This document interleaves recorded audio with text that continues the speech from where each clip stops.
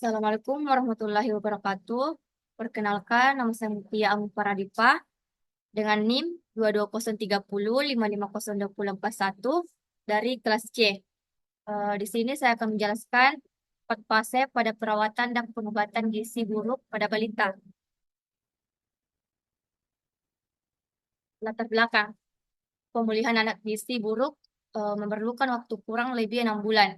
Namun, perawatan di layanan rawat inap dapat dilakukan sampai tidak ada komplikasi medis. Titik edema bilateral berkurang dan nafsu makan baik tanpa melihat status gizi berdasarkan indeks antropometri. Tetapi pemulihan gizi hingga BB per PB atau BB per TB min 2 standar deviasi dan lila 12,5 cm dan tanpa titik edema bilateral dapat ditetapkan dilanjutkan dengan rawat jalan di layanan rawat jalan bila tersedia. Bila tidak tersedia layanan rawat jalan, maka pemulihan gizi hingga sembuh dilakukan di layanan rawat inap.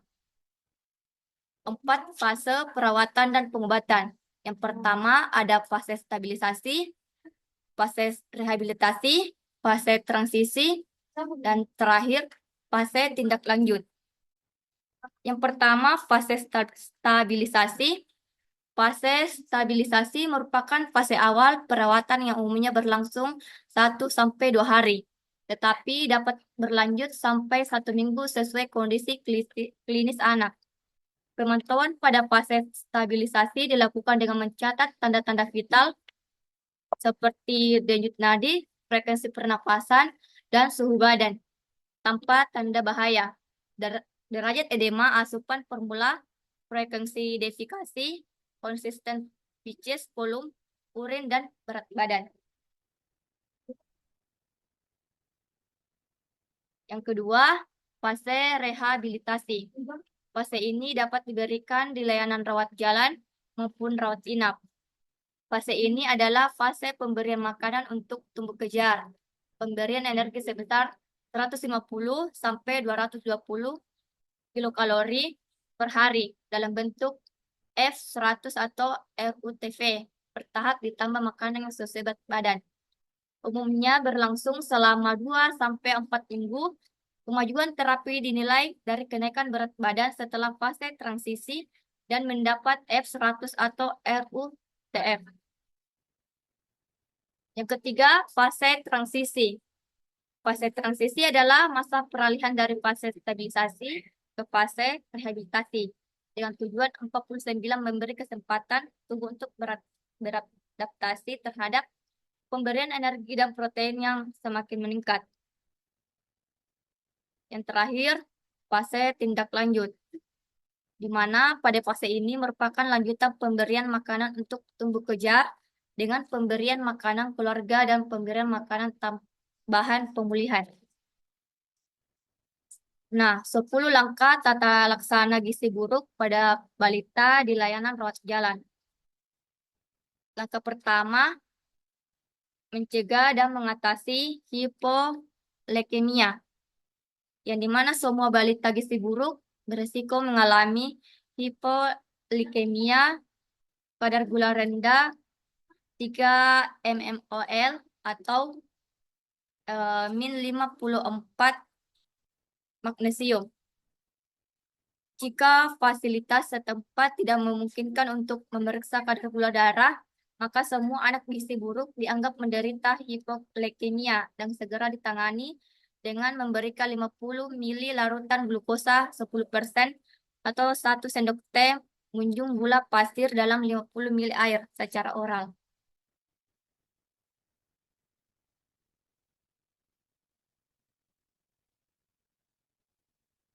Langkah yang kedua, mencegah dan mengatasi hipotermia.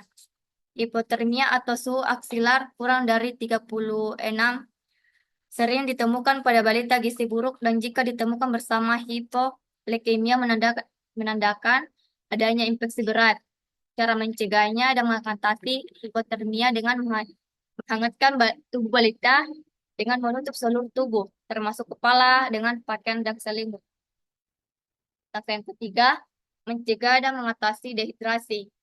Diagnosis dan derajat dehidrasi pada balita gizi buruk sulit ditegakkan secara akurat dengan tanda atau gejala klinis saja. Semua balita gizi buruk dengan diare penurunan jumlah urin dianggap mengalami dehidrasi. Pada dehidrasi ringan atau sedang, tetap upayakan memberikan terapi rehidrasi oral. Apabila tidak mungkin secara oral, cairan diberikan melalui pipa nasogastrik sampai anak bisa minum. Gunakan larutan oralit standar yang telah dimodifikasi dengan mengurangi natrium dan menambah kalium yang lebih dikenal dengan Ready-Structured Solution for Malnutrition. Langkah keempat, memperbaiki gangguan keseimbangan elektrolit. Pada anak gizi buruk terjadi gangguan keseimbangan cairan, elektrolit, dan mineral. Untuk mengatasi gangguan keseimbangan elektrolit tersebut, diberikan mineral mix yang ditambahkan ke dalam formula WHO. Adapun tata laksananya, untuk mengatasi gangguan elektrolit diberikan kalium yang sudah terkandung di dalam larutan mineral mix yang ditambahkan ke dalam F35, F100 atau resomal. Langkah kelima, mengobati infeksi. Balita gizi buruk seringkali menderita berbagai jenis infeksi, namun sering tidak ditemukan tanda atau gejala infeksi bakteri, seperti demam. Karena itu, semua balita gizi buruk dianggap menderita infeksi pada saat datang ke fasilitas kesehatan dan segera diberi antibiotik. Hipolikemia dan hipotermia seringkali merupakan tanda infeksi berat. Adapun tata laksananya yang pertama, berikan kepada semua balita gizi buruk antibiotika dengan spektrum luas. Yang kedua, imunisasi campak jika balita berusia 6 bulan dan belum pernah diimunisasi atau mendapatkan imunisasi campak sebelum usia 9 bulan. Imunisasi ditunda bila balita dalam keadaan syok. Langkah keenam, memberikan kekurangan zat gizi mikro. Semua anak gizi buruk mengalami defisiensi vitamin dan mineral. Meskipun sering ditemukan anemia, zat besi tidak boleh diberikan pada fase awal. Zat besi baru diberikan setelah anak mempunyai nafsu makan yang baik dan mulai bertambah berat badannya. Minggu kedua, mulai fase rehabilitasi. Zat besi dapat mempererat infeksi bila diberikan terlalu dini.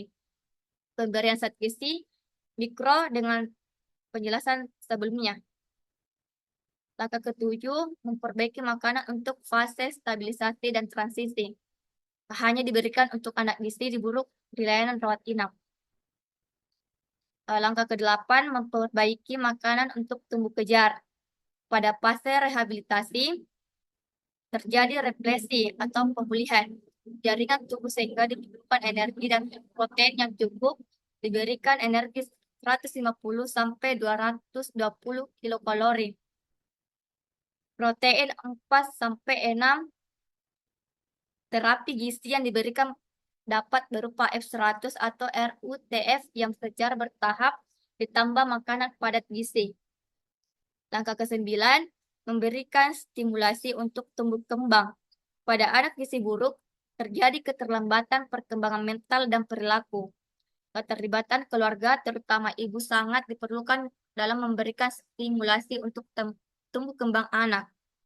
Oleh karena itu, perlu diberikan petunjuk kepada orang tua dan keluarga untuk memberikan stimulasi perkembangan anak dengan penuh kasih sayang, sambil bermain, bernyanyi, dan menciptakan suasana yang menyenangkan.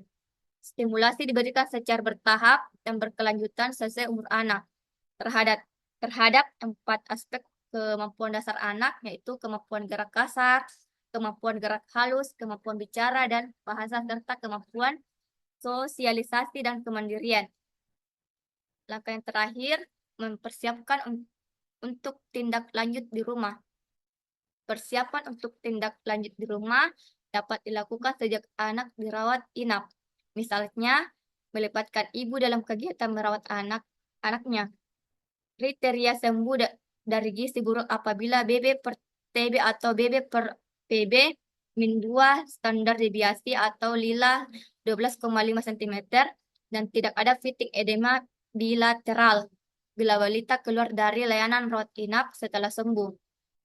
maka dianjurkan untuk kontrol teratur setelah pulang 1 kali seminggu pada bulan pertama atau 1 kali 2 minggu pada bulan kedua. Selanjutnya 1 kali 1 bulan sampai 6 bulan atau lebih. Itulah tadi penjelasan dari saya. Kurang dan lebihnya mohon dimaafkan. Assalamualaikum warahmatullahi wabarakatuh.